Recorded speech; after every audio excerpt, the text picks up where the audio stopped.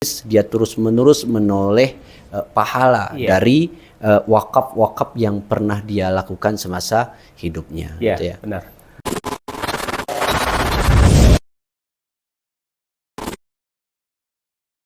Betul. Karena itu sangat penting. Nah, apalagi khususnya kita masyarakat Aceh, ya. Kita paham, kita lihat dari catatan kita, ya, dari semangat untuk berwakaf. Ya, itu orang tua kita dahulu. Di data kita sampai saat ini hampir 1000 lebih sudah data tanah wakaf. Iya, Masya Allah. 1000 lebih itu, ya kan? Bisa kita bayangkan. Nah, semua tempat ibadah, ya. Kadang-kadang luasnya hampir 1 hektar, ya 10.000 meter persegi. Kemudian ada kurang, ada yang lebih lagi, kan? Nah, kita kan berpikir begini, ya, mata airnya nih, ini kita mencari mata air, betul, ya kan? Ya. Wakaf ikrar puakib, ya, itu kan untuk tempat ibadah. Ya. Tempat ibadah itu artinya untuk tempat sholatnya. Iya.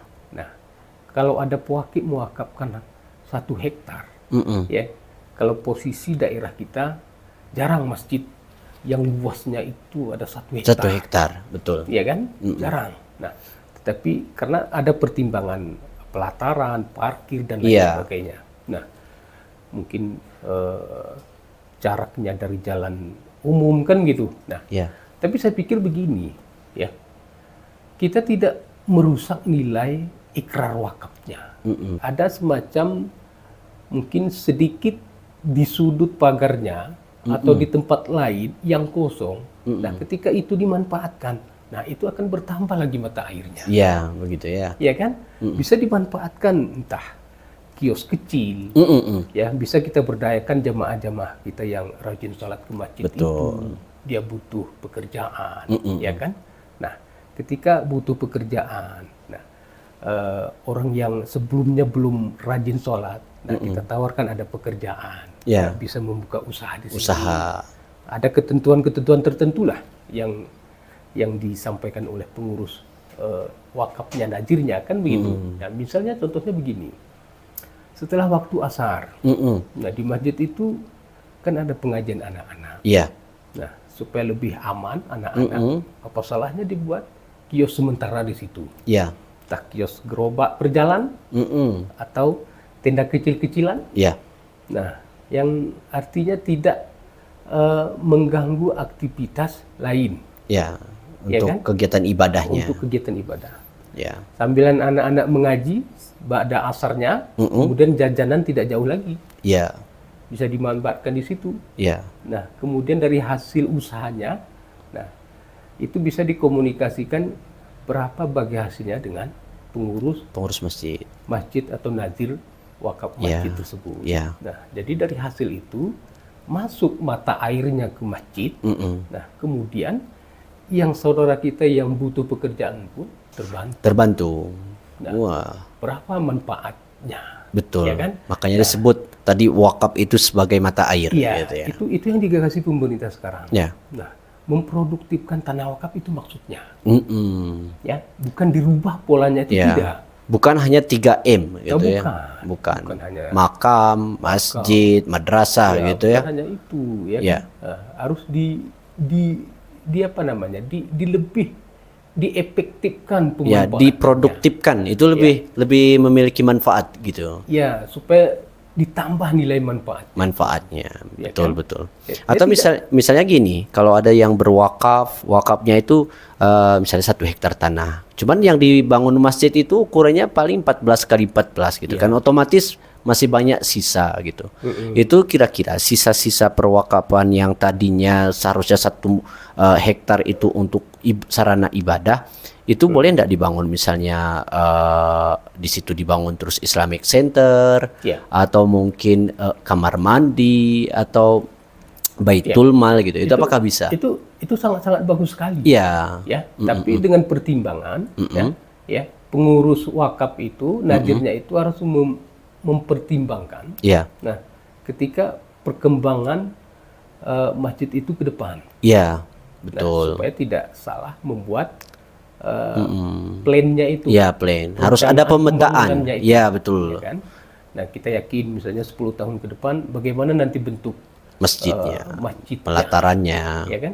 Sehingga bisa nanti diposisikan, ya, wakaf-wakaf produktif itu apakah sifatnya sementara, Ya, atau mungkin sifatnya berbentuk dagang-dagangan kecil, Iya, kan gitu. betul. Nah, kalau tidak mengganggu itu dan pertimbangan lainnya, ya kan, sah-sah saja dibuat homestay syariah. oh gitu ya. Atau Untuk pemanfaatan tanah untuk wakaf tadi. pemanfaatannya. Ya. Karena rugi sekali kalau sekiranya tanahnya 1 hektar cuman tok Iya. masjid gitu ya. Betul, betul. Jadi istilahnya itu ditambah mata air. Ditambah mata airnya, Iya. ya. Mata air itu, ya, manfaatnya untuk masjid itu Masjid sendiri. tadi. Ya, betul. Dan orang lain pun yang yang dibolehkan oleh nazir itu berusaha di situ, ya, ikut menerima manfaatnya. Ya, nanti disalurkan untuk mauquf alaihnya. Kemudian dari hasilnya, Ya. untuk mauquf alaih lagi. Ya, itu masjid Iya. itu sendiri gitu ya. Bisa. Nah, ini penting saya pikir. Iya. Ya.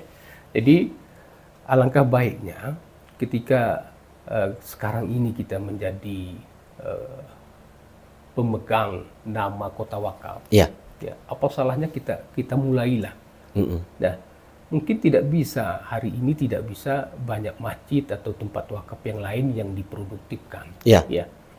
Apa salahnya 1, 2 atau beberapa lah. Mm-mm. Ya, itu kita dorong nanti, ya. Kita ada pemikiran saya untuk memanggil nazir-nazir wakaf ini. Mm-mm. Nah, kita kumpulkan dulu, Iya. ya kan? Kemudian kita berusaha, nah, di Kabupaten Aceh Tengah supaya terwujud itu, Iya. supaya terwujud, ya. Karena kalau sudah ada faktanya yang real, nah, saya pikir masyarakat sudah bisa melihat sendiri, Ya, gitu ya ya. kan? Iya. Melihat sendiri, dan kita tidak merusak ikrar wakaf para pewakif itu Pewakif, sendiri. iya. Cuman kita hanya memproduktifkan yang Masih kosongnya. yang kosong gitu. Kosongnya Betul. Artinya kita tambah lagi. Yang Ya. tadinya cuman sebidang tanah yang dikhususkan misalnya itu hanya untuk tempat ibadah, namun dengan adanya para nazir yang mengelola tempat ini supaya bertambah lagi pemanfaatan daripada harta wakaf itu. Nah, sahabat yang dirahmati oleh Allah Subhanahu wa taala, sahabat Kias, ini saja dulu ya bincang-bincang kita tentang masalah hikmah, manfaat, keutamaan dari perwakafan itu. Insya Allah nanti kita akan berbincang-bincang lagi nih masalah bagaimana nih kalau umpamanya ada seseorang yang ingin berniat, oh ini saya punya tanah wakaf nih gitu ya. Nah, wakafnya itu diapakan gitu ya? Apakah langsung diserahkan ke Pak Reje atau diserahkan ke Pak Imam, atau mungkin udah saya serahkan gini-gini aja gitu ya. Tapi nanti itu akan kita bahas ya. Kita akan bahas insya Allah bagaimana sih sebenarnya cara untuk mensertifikatkan tanah wakaf supaya lebih aman. Insya Allah di lain kesempatan kita akan sambung.